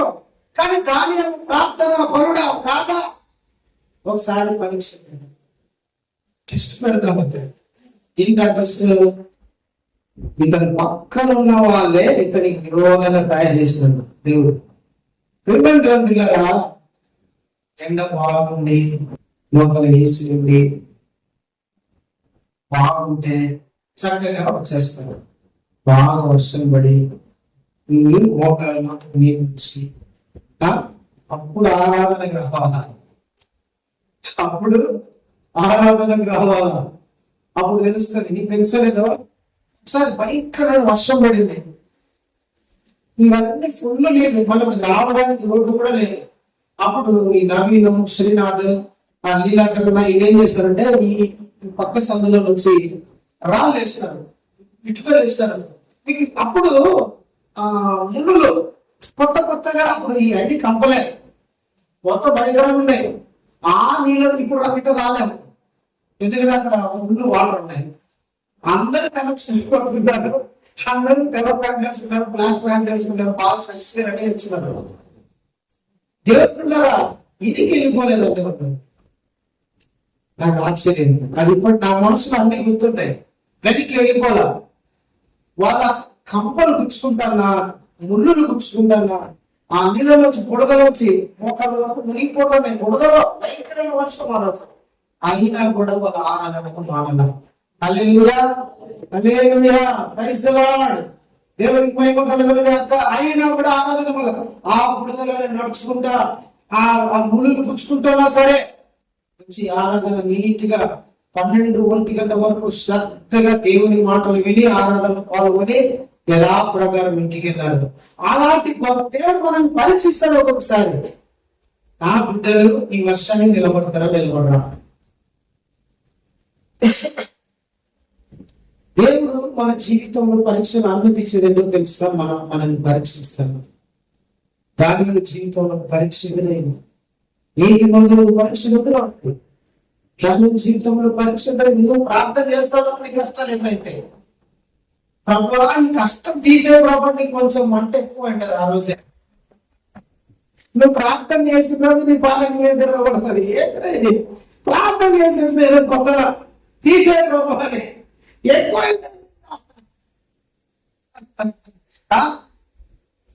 నీ భర్త ఆ రోజే కొడతాడు. ఎప్పుడు కొట్టలేడు కూడా, అప్పుడు కొట్టేవాడు ఆ రోజే కొడతాడు. ప్రార్థన చేసుకున్న రోజే అడ్డం తిరుగుతాడు.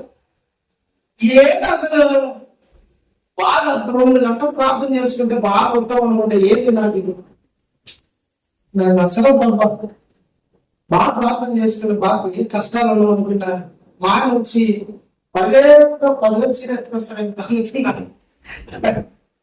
నా భార్య పిలిచి ఐ లవ్ యూ అంటారేమో అనుకున్నా. ఏంటి ప్రభా ఇది ఒడ్డు ప్రభా, భార్య వద్దు, ఈ భర్త వద్దు, ఈ కుటుంబం వద్దు అనిపిస్తే ఒక్కోసారి. నువ్వు బాగా ప్రార్థన చేసినప్పుడే ఆ రోజే కష్టం అవుతుంది. బాగా షార్ప్ ప్రార్థన చేసుకుని పోతారు ఉద్యోగానికి, వ్యాపారానికి. ప్రభా ఈరోజు బాగా జరగదయ్యా, బాగా జరగదు కాదు, పరీక్ష ఎదురవుతుంది. దేవుని స్తోత్రం, హల్లెలూయా. అయితే పరీక్షలు నేను కూడా ఒక్కొక్కసారి ఎదురవుతాయి. పరీక్షలు ఎదురైతే అన్నంత మాత్రం నేను చెప్పేది ఏంటంటే, నువ్వు ప్రార్థన చేసేటప్పుడు నీకు విరోధంగా మనుషులు వేస్తా ఉన్నారంటే నువ్వు వాళ్ళ మీదకి పోకూడదు, వాళ్ళతో పోరాడకూడదు. నువ్వు వాళ్ళని ఏం మాట అనకూడదు, వాళ్ళతో అసలు డిస్కషన్ కూడా చేయకూడదు. No discussions. వాగ్వాదం పెట్టుకోకూడదు, రక్ష పెట్టుకోకూడదు, ఏం పెట్టుకోకూడదు. ఆ అంశం కావాలని నీ మీద వేస్తాను.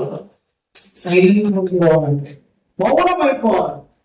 కావాలని నీకు విరోధంగా పని చేసుకుంటూ ఉంటావు, కావాలని పని నిలబడతారు, కావాలని నీకు విరోధంగా వేస్తారు, కావాలని నేను ఏడిపిస్తారు. నువ్వు కోపం వచ్చి నువ్వు రాత్రాంతం చేసుకోకూడదు. మౌనం అయిపోయి సరే ప్రభావ రోజుకుని ఇంకా కొనుక్కొని ప్రభావ అట్లా ఉండిపోవాలి. మౌనం ఉండాలి. ఎప్పుడు మన నోటిని వ్యర్థంగా ఉపయోగించకూడదు. స్తోత్రం స్తోత్రం నెమ్మదిని కృపని ఇంకా ఓర్చుకునే కృపని, ఈ పరీక్షలు నిలబడే కృపని. నేను పరీక్షలో ఫెయిల్ అయిపోకూడదని సైతాన్ గడు నన్ను అప్పుడప్పుడు వచ్చి పొడుస్తానయ్యా. ఈయన రన్నాడు ముందు సైతాన్ గారిని, వీడు వచ్చి పక్కన పొలాలు పెడతా ఉంటాడు. ఈయన రన్నాడు, ఎవరిని రన్నాలా న్యాయం నన్ను నువ్వు బాగా జాగ్రత్త, వాళ్ళ మీదకి నోరు ఎక్కుతుంది. అట్లా వద్దండి అవసరంలా. వాళ్ళ ఊరికే నేను చేసుకునేది అనొద్దండి. I know discussions. నువ్వు భర్తవే, నువ్వు దైవజనులే, అగ్ని దగ్గర అన్నట్టు ఇట్లాంటి మాట్లాడు. భర్తవే నాకు ఈ స్థితి అంటే మాట్లాడుకుంటుంటా అంతా ఏమన్నా తిట్టుకుంటా ఈ నోరు పడిపోవాలి. కానీ అందుకనే ఒక జ్ఞానవంతుడు పుస్తకం ఇంగ్లీష్ లో రాస్తాడు, కానీ నేను తెలుగులో చెప్తాను. బాగా భర్తలు ఎట్లుండాలంటాడు తెలిసిన, చెవిటి మొగుడు గుడ్డి ఎట్లుండాలంట, చెవిటి మొగుడు గుడ్డి ఉండాలంట. భార్య భర్తలు ఎట్లుండాలంట. నేను విన్నా భర్త చోటోడుగా ఉండాలంట, భార్య గుడ్డిగా ఉండాలంట. భర్త చోటోడు అయితే సనుకొని లేదు, కొత్త నుంచి రానుకున్నా సైలెంట్ గా ఉంటాడు. ఎందుకు? దోషం తిడతాను కానీ ఏం చేయకపోతే కదా. అదే భర్త గుడ్డి లలిత చెవులకు తీసుకుని నిలబెట్టు, ఎక్కడికి ఏంటండి సన్నగా కనపడదు భావం. సన్నగా కనపడుతుంది, కంటే కనపడతాయి కదా. తీసుకుని చీర మీద పెట్టిన ఏదైనా గుడ్డ ఉంటుంది కానీ అట్లా భర్తలు భార్యను భర్తలు అంటున్నారు. దేవుడు వాక్యం చెప్తారు. దేవుడికి స్తోత్రం. హల్లెలూయా. అట్లా అయిపోవాలి. అట్లా ఉన్నప్పుడే వర్తిల్లుతారు ప్రతి కుటుంబం కూడా. అట్లా వ్యతిరేకత ఉన్నప్పుడల్లా మౌనం అయిపోవాలి. ప్రార్థన చేసుకోవాలి. ప్రార్థన కూడా ఒక్కొక్కసారి మైండ్ పనిచేయదు. శోధనలు వచ్చినప్పుడు ఇది వ్యతిరేకత ఎక్కువైపోతున్నప్పుడు ఒక ప్రార్థన కూడా టైం ఇవ్వదు. ప్రార్థన కూడా మనసు రాదు. మనసు నలిగిపోతుంటది, గాయం అయిపోయింటది. ఆ శోధన బాధ, మాటలు పడలేక, ఆ మాటలు వినలేక బాధ ఎక్కువైపోయి మనసులో ఉంచుకుంటా ప్రార్థన కూడా చేసుకోలేని సిచ్యువేషన్స్ ఎదురైపోతాయి. ప్రార్థన కూడా చేసుకుంటా మనసులోనే చేసుకుంటా ఉంటాం. దేవుడు అది వింటాడు. హల్లెలూయా. ఈ ప్రార్థన నిజంగా ఒక్కోసారి ఆ బాధ తట్టుకోలేక నలిగిపోతుంటాం. ప్రార్థన రావడం లేదు. ప్రార్థన వచ్చినా ఏడుపు వస్తుంది, దేవుడు రాదు. ఒకటే ఏడుపు, ఎందుకు ఇంట్లో తయారైపోయాడు, ఎందుకు నా పరిస్థితి ఇట్లా అయిపోయింది, అర్థం చేసినప్పుడు ఎందుకు మాట ఏంది అని ప్రార్థన కూడా చేసుకోలేని సిచ్యువేషన్స్. దుఃఖం మీద దుఃఖం, గుండె బద్దలు అయిపోతుంది. నాకు తెలిసి మనకు కొన్నిసార్లు సిచ్యువేషన్స్, ఈ పరిస్థితులు భయంకరంగా ఉంటాయి. కళ్ళలో నీళ్ళు, బాధ, ఎవరితో మాట్లాడాలని తినాలనిపించదు. అలాంటి పరిస్థితులు ఎన్నో ఎదురంటాయి. లేని కొన్ని మాటలు విని బాధ తట్టుకోలేక అట్లా కళ్ళు మూసుకొని పడుకోలే, నిద్ర రాదు కానీ ఏడుచుకుంటాను. ప్రభా నీకు స్తోత్రాలయ్యా, ఎన్ని రోజులు నాకు ఈ కష్టాలు, ఎన్ని రోజులు నాకు ఈ బాధలు, ఏ మనలేక ఓడ్చుకుంటాను, నా సహిస్తాను, నాకు ఇంకా కృపని ప్రభావ అని నువ్వు నిజంగా నువ్వు ప్రార్థన చేసుకున్నాను. అంటే హల్లెలూయా. దేవుడులారా, దానియేలు అంటే శాసనం. రాజు దగ్గర మీరు చెప్పినాడు, రాజా నువ్వు ఒక శాసనం రాయాలయ్యా. రాజు ఖాళీగా ఉన్నాడు. ఏదో రాజ్యం దగ్గర ఏదో అప్పట కట్టిస్తే బాగుంటది, వాకింగ్ పెడితే బాగుంటది, నువ్వు 4 సైనికులు ఎక్కువగా తయారు చేద్దాము అంటే అది బాగుంటది కదా. అక్కడ మంచి పనులు చెప్తారంటే వీళ్ళు చెప్పరు. ఏదైనా మంచి రాజ్యానికి పనికొచ్చే పనులు చెప్పరు. ఏం పని చెప్తారో తెలుసా, నువ్వు 2 సోములు లేదు ఊరుతారు. రాజా ఒక శాస్త్రం రాదు, మాదిలకు పాలిస్తున్నారు. ఏం శాస్త్రం తెలిసిన, ఎవడైనా ఈ రోజు నుంచి ప్రార్థన చేయకూడదు, వాళ్ళ దేవతలకు ఆరాధన చేయకూడదు, పూజ చేయకూడదు, నమస్కారం చేయకూడదు, ఏం చేయకూడదు, సైలెంట్ ఉండాలి 40 రోజులు. ఏడైనా 10 మందికి అనాథలకు అన్నం పెడతాము, ఆ రాజ్యంలో ఉన్న వాళ్ళకు ఏదైనా దానం చేద్దాము, ఏదైనా చేద్దాం, అట్టాంటి లేకపోతామని ఒకరి నాశనం కోసము ఒక దేశాన్ని రిస్క్ లో పెడతాను. వీళ్ళిద్దరు ఒకరి నాశనాన్ని చూడండి. రాజు దగ్గర ఉన్నారు. ఈ రోజు నుంచి 40 రోజులు ఎవరు కూడా ఏ దేవుని ఆరాధన చేయకూడదు. ఇతనిలో ఉన్న ఒకే ఒక బలహీనత ఏంటి? దానిలో ఉన్న బలహీనత ఏం చెప్పండి? దానిలో ఉన్న ఒకే ఒక బలహీనత ఏంటంటే ప్రార్థన. ఏంట బలహీనత? అది అందరికీ బలహీనత, ఇతనికి బలం. ఏ తప్పు కనుక్కోలేకున్నాండి, దానియేలు గారు ఏ తప్పు కనుక్కోలేకున్నాం కానీ ఈడు రోజుకి 3 సార్లు ప్రార్థన చేస్తాడు. ఈ ప్రార్థన మానిపించాలరా, అప్పుడు శుద్ధం వీడి కథ. ప్లాన్ చేసినారు, ప్రార్థన ఆపాలనుకున్నారు. రాజు దగ్గర పోయి, రాజా ఒక శాసనం రా, ఒక ఆజ్ఞ రా, ఒక చట్టం రా, ఏంట్రా ఈ రోజు నుంచి ఎవరు కూడా ఈ 2 రాజ్యాలలో ప్రార్థన చేయకూడదు, ఆరాధన చేయకూడదు, మసీదులో పోకూడదు, దేవునికి పోకూడదు, చట్టం రా. రాజా ఒకవేళ చేస్తే సింహపురాలు పడేయాల. సరే ఒక సంతకం పెట్టావు. సంతకం పెట్టేసి పేపర్ తీసుకొని హ్యాపీగా తిరుగుతాను. అందరికి చాటింపించినారు. ఎవడైనా ప్రార్థన చేస్తే, ఎవడైనా ఆరాధన చేస్తే, ఎవడైనా గుడికి వెళ్తే, వాళ్ళ దేవతలను దేవుళ్ళను మొక్కుతే సింహపు గృహలు వెయ్యాలని రాజు ఆజ్ఞ బయలుదేరింది. దానియేలు తెలియదు ఆజ్ఞ. రాసేటప్పుడు దానియేలు కూడా అంటాడు, చిత్తం ప్రభు రాయండి మీరు అన్నాడు. దానియేలు తెలియకుండా రాస్తారు ఆజ్ఞ? రాయరు కదా. ఏదైనా ఒక పథకము, ఇప్పుడు ఫ్రీ బస్ అంటే ఆగస్టు 15 మహిళలంతా సూపర్ ఊరికే పోవచ్చు ఇంటికి మీరు పోలు కొట్టేటప్పుడు తిరుగురు, అట్లా రాయచట్టి అట్లా జమ్మడు అట్లా రాష్ట్రం పెట్టేట్టు తిరిగి రావచ్చు ఊరికే. ఫ్రీ బస్సు 10 సార్లు వచ్చి రాష్ట్రం అంతా ఆ పథకం రిలీజ్ చేయాలంటే క్యాబినెట్ మంత్రులంతా కూర్చోరు కదా. క్యాబినెట్ మంత్రులంతా కూర్చొని అందరూ ఆగస్టు 15 రోజున ఫ్రీ బస్సు రిలీజ్ అవుతానే ఒక శాసనం వదులుతారు. ఏం ఆనందం లేదు సార్, చూడండి ఫ్రీ బస్సులు అంటే దూరం ఉన్న ఇంకా చూడండి బండ్లు అవసరం లేదు. హ్యాపీగా బస్సులో పోయి ఫ్రీ బస్సులో రావచ్చు. ఎంత దూరమైనా సరే హైదరాబాద్ రావాలి, మన ఆంధ్రాతో తిరగచ్చు అని అన్నారు. నేను తెలుస్తాను ఎంత చూడు ఆనందమో. మంత్రులు అంతా కూర్చున్నారు కదా. అట్లా ఈ శాసనం రాసినప్పుడు దానియేలు కూడా పక్కన ఉన్నాడు. ఏంట్రా నా మీదనే స్పాట్ పెట్టినట్టు ఉన్నాడే అనుకున్నాడు మనసులో. ఇంటి శాసనము రాజు ముందర ఏం దానియేలు నీకు అంగీకారమేనా? నువ్వు ఓకే నో ప్రాబ్లం. దానికి తెలియకుండా ఉంటుందా ఈ సమస్య? ఏ సమస్య? క్యాబినెట్ మినిస్టర్ ఇతను కూడా ఒక మినిస్టరే కదా. ఇతని పక్కన పెట్టుకొని ఆ శాసనం రాసింటారు. ఎవడైనా వాళ్ళ దేవునికి ప్రార్థన చేసుకున్నా, ఆరాధన చేసుకున్నా సింహపు గృహంలో పడేస్తాము. దాని నీకు యాక్సెప్ట్ అయినా నాకు అంగీకారం రాయండి. వీళ్ళ సగం ఫీజు రాండి ఇంటికి పోవాలి. మామూలు చెప్పాలంటే యాంటీ కన్వర్షన్ బిల్ ఇండియాలో ఒకటి వస్తుంది. అక్కడ భక్తులందరికీ యేసు నామమున క్యాబినెట్ బిల్ అని ఆగిపోను అని ప్రార్థన చేసుకుంటా అంటే కొంతమంది మటుకు రాని ప్రభు వచ్చినప్పుడు నా భక్తి తెలుస్తుంది. యాంటీ కన్వర్షన్ బిల్ ఇండియాలో ఒకటి చట్టం రిలీజ్ అవుతుంది. కొట్లాడుతున్నారండి పార్లమెంట్లో. తెలుసా మీకు? అది తెలియకపోతే తెలిస్తే దేవుని స్తోత్రం తెలుసుకో.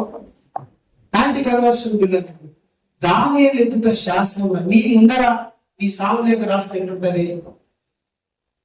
నీ ముందరనే నీ లెటరే, నీ పేరు పెట్టి లెటర్ రాసి పలానా రోజు 40 రోజుల్లో చచ్చిపోతాను రాస్తే ఏంటుంటుంది చెప్పండి? అలాంటి సిచ్యువేషన్ దానియేలు. దాంట్లో మానమా? రాజు శాసనానికి లోపడతాము.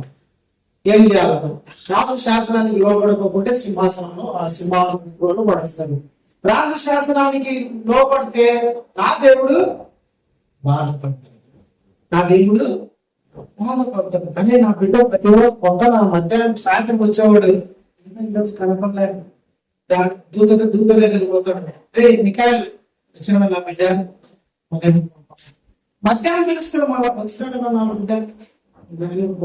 సాయంత్రం 4 రోజులు పిలుస్తాడు. ఏమైంది రా ఇంక 4 రోజులు బాగా ప్రార్థన చేసుకుంటాడు. ఏమైంది నా బిడ్డ? కష్టం వస్తే ఎన్నికి వెళ్ళిపోతాడా? ఇన్ని రోజుల్లో మనకి ఎన్నో మేలు చేశాడు కదా. ఒక కష్టం వస్తే ఎన్నికి వెళ్ళిపోతాడా? ఒక ఇబ్బంది వస్తానే ఆరాధన మానేస్తాడా? ఒక శోధన వస్తానే భక్తి ఎన్నికి వెళ్ళిపోతాడా? అయ్యో దేవుడు దానిని బాధపడ్డా అది ఆలోచించాను. దానియేలు నా దేవుని బాధపడ్డమా సింహాలలో ఉండి చచ్చిపోయాడు. అనిపిస్తున్నాడు. నా దేవుని నేను ఆనందించి నా దేవుని నేను మహిమపరచాలి. నా దేవుని నేను స్తుతించాలా? నా దేవుని నేను గణపరచాలా? ఆయనకు ఆనందకరముగా నేను జీవించాలి. నా దేవుడు మరణం ద్వారా నన్ను బట్టి ఆనందిస్తారంటే సింహపు గృహానికి ఆనందంగా నేను వెళ్ళిపోతా. దానియేలుకు అక్కడ రాయబడిన మాట 20:14 వచ్చిన అనుకుంటా. ఇంటి శాసనములో రాసనని తెలిసినా కూడా ఆ మాట చదువుతారు. ఒకసారి చదివి ముగించుకున్నాము. ఎలా వచ్చిన 10 ఇంటి శాసనం. ఏ శాసనం? మరణ శాసనం. ఇంటి శాసనం మీద సంతకం చేయబడనని దానియేలు తెలుసుకోవాలను తన ఇంటికి వెళ్ళి యథాప్రకారముగా ప్రార్థన చేస్తూ వచ్చాను. శాసనం రిలీజ్ అయిందని తెలుసు, మరణిస్తారని తెలుసు, అయినా సరే యథాప్రకారము ఉమ్మారు రోజు ఇంటికి వెళ్తాడు, ప్రార్థన చేసుకుంటాడు, ఇంటికి వెళ్తాడు, ప్రార్థన చేసుకుంటాడు. ప్రార్థన మానల. దేవునికి స్తోత్రం. హల్లెలూయా. మరణ శాసనం ఇతని కోసము రాయబడినా కూడా ప్రార్థన మారని ప్రార్థన వీరుడు, ప్రార్థన మానని వాడు, భక్తికి ఎదురు తిరిగే భక్తిలో వెను తిరిగని వాడు, దేవుని మీద విశ్వాసము ఎంత మాత్రం చంపుకొనక అట్లే ధైర్యంగా దేవుని మీద విశ్వాసముతో మరణానికి ఎదురెళ్ళిన వాడు. దాని అంటే విశ్వాస వీరులు మన దేశంలో సంఘములో లేపబడను గాక. ఆమేన్. మరణ శాసనం ఎదురైందని తెలిసినా కూడా భయపడలేదు అతను. యథాప్రకారం ప్రేమను తెలుపుతారా, యథాప్రకారం ప్రార్థన చేస్తా ఉన్నాడంట. ప్రార్థన మానడంలా, భక్తి మానడంలా, దేవుని మీద విశ్వాసం అతనికి తగ్గల. యథాప్రకారం రూమ్ లేకపోవడం, ప్రార్థన చేసుకోవడం రావడం. అరే దొరికినాడు రా దానియేలు గాడు. పోయిన రూమ్ లో చూస్తాను మోకాళ్ళ మీద యెరూషలేము తట్టు చేతులు ఎత్తి ప్రార్థన చేస్తాడు. రాజా ఒకడు దొరికినాడు దేశంలో. ఏందిరా ఒక్కడేనా దానియేలు ఒక్కడే దొరికింది, మిగతా వాళ్ళంతా వాళ్ళ భక్తి పొట్టు లాంటిదయ్యా, ఈ భక్తి గింజ లాంటిది. మిగతా వాళ్ళంతా భక్తి శాసనం రాయగానే అందరు సాలారిపోయినారు. అందరి ప్రార్థన డౌన్, ఎలా గోయింగ్, అందరు పడిపోయినారు. డౌన్. ఒకడే ఒకడు నిలబడ్డాడు. ఏంది ఇంత దేశంలో ఇన్ని 180 సంస్థానాల్లో ఒక్కడా కనబడింది. ఎస్, ఏమవుతున్నావు? దానియేలు ఒక్కడు కనబడ్డాడు. పొట్టు చెదిరిపోతుంది, గింజ మిగులుతుంది. నీ భక్తి నిలబడాలి, నీ ప్రార్థన నిలబడాలా, నీ ఆరాధన నిలబడాలా, నువ్వు క్రమంలో వచ్చేది నిలబడాలా, దేవుని మీద విశ్వాసం నిలబడాలా, శోధనలకు, ఇబ్బందులకు, నిందలకు, అవమానాలకు నిలబడాలా. నువ్వు దేవుడు చూస్తాడు. నువ్వు గింజవా, పొట్టువా, రాలిపోతావా అంటే నిలబడతావా, గాలికి కదిలిపోయే రెండువా, లేకపోతే నిలబడే అంజూరపు చెట్టువా, దేవుడు పరీక్షిస్తాడు. శోధనలు వచ్చినప్పుడు, నిందలు వచ్చినప్పుడు, అవమానాలు వచ్చినప్పుడు, కష్టాలు వచ్చినప్పుడు నువ్వు నిలబడాలని దేవుడు కోరుకుంటాడు. నువ్వు నిలబడితే రాజ్యముల పైన నిన్ను అధికారిగా దేవుడు చేస్తాడు. తల కిరీటంగా దేవుడు నిన్ను మారుస్తాడు.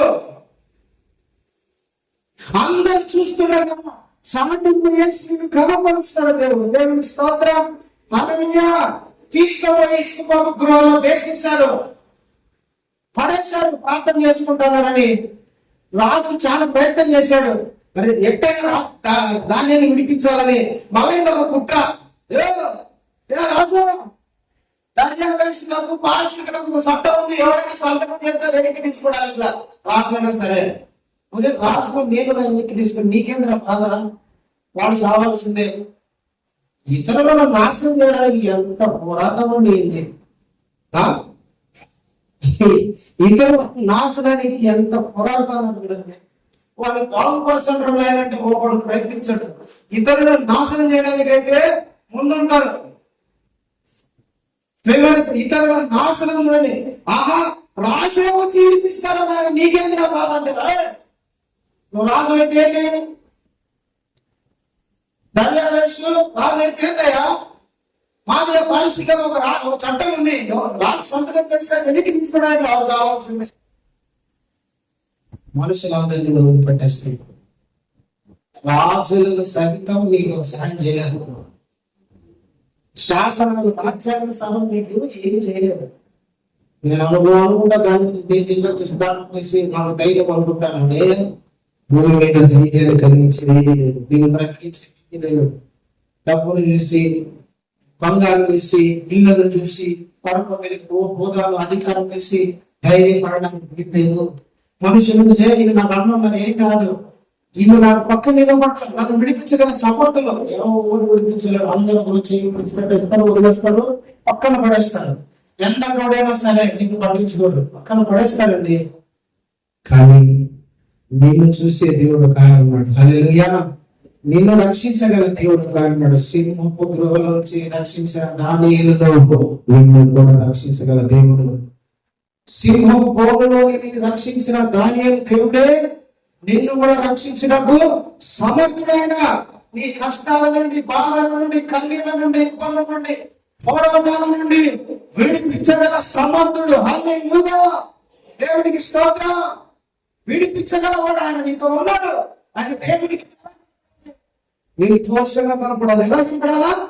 నిర్దోషంగా కనపడాలి. నీ మీద ఏ దోషం కూడా దేవునికి కనపడకుండా నీవు వాక్యంతో కడగబడాలా, ప్రార్థన అగ్నితో శుద్ధి చేయబడాలా, దేవుని సేవకునికి నిన్ను నువ్వు అప్పగించుకోవాలా. 120 పుట్టని శిల్పకారుడైన దైవజనునికి అప్పగించుకోవాలా. వారు కుమార్తెలు నగరములపై చెక్కబడిన కంబములు. చెక్కబడాలి. శిల్పకారుడైన దైవజనుని చేతికి అప్పగించుకోవాలా. వాక్యం అనే ఆత్మ ఖడ్గాన్ని నువ్వు అప్పగించాలి. అగ్ని దిగి రావాలి. యేసు నామమున దేవునికి స్తోత్రం. హల్లెలూయా. అప్పుడు నా దేవుడు నీ జీవితంలో మహిమ గల కార్యం చేస్తాడు. సింహపు బోను నుండి తప్పించగల సమర్థుడైన అట్టి శక్తితో, ఆత్మతో నా దేవుడు నింపునుగాక. అలాంటి కృపతో నింపునుగాక. ప్రతి విధమైన ప్రతికూల పరిస్థితుల నుండి నా దేవుడు మిమ్మల్ని విడిపించునుగాక. నా దేవుడు మిమ్మల్ని రక్షించునుగాక. నా దేవుని చేయి మీకు సదాకాలము తోడుగా ఉండునుగాక. ఆమేన్. హల్లెలూయా, హల్లెలూయా. దేవుని దృష్టికి నేను నిర్దోషంగా ఉండాలని ప్రయత్నం చేయండి, ప్రార్థన చేయండి, వాక్యం చదవండి, దైవ సన్నిధిని అప్పగించుకోండి, ప్రార్థన మానంతండి, ఉపవాసాలు ఉండండి, దేవునికి మిమ్మల్ని మీరు అప్పగించుకోండి. అప్పుడు నా దేవుడు మిమ్మల్ని రక్షించి ఆయన ఎదుట నిలబెట్టుకోగలడు. అట్టి కృపతో నా దేవుడు మిమ్మల్ని నింపుడు గాక. అలాంటి శక్తితో నా దేవుడు మిమ్మల్ని నింపుడు గాక. దేవుని కృప మీకు తోడైండును గాక. ప్రార్థన చేసుకుందాం. అందరు మోకరించినట్లయితే ప్రార్థన చేసుకుందాం. Praise the lord. హల్లెలూయా.